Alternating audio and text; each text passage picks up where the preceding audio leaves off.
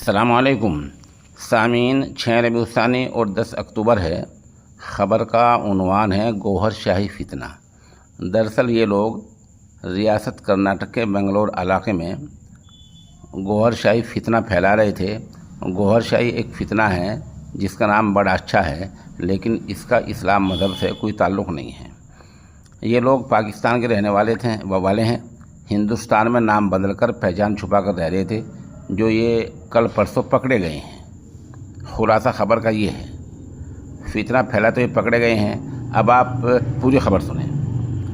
شہر بنگلور کی پولیس نے مبینہ طور پر پاکستان کے 4 شہریوں کو گرفتار کیا ہے، جو پولیس کے مطابق پچھلے 6 سال سے شہر کے آس پاس کے علاقے میں ہندو ناموں اور پہچان کے ساتھ غیر قانونی طریقے پر رہ رہے تھے۔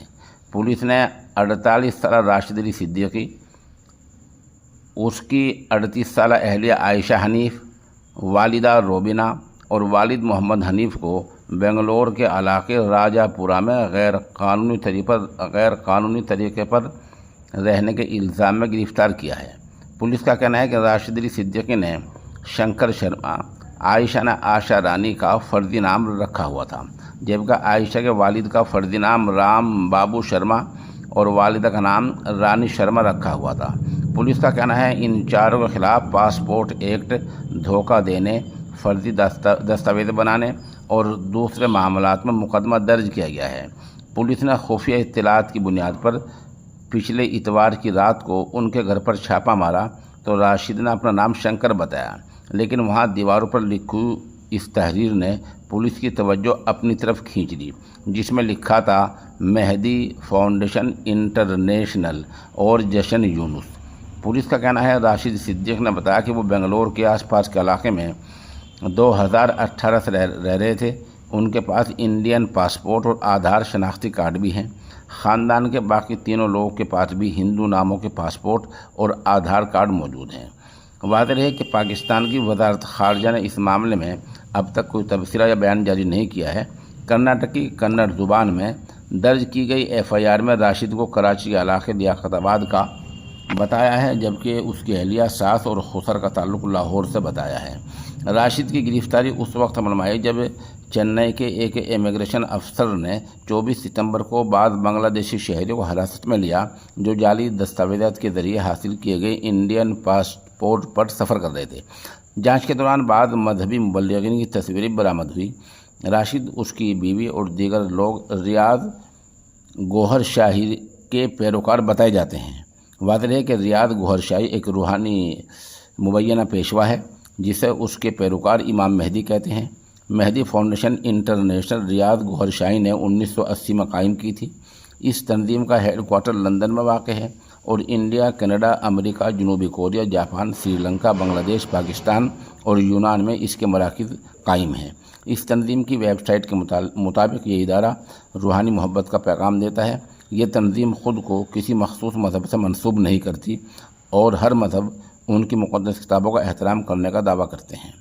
خبر اور سنیے۔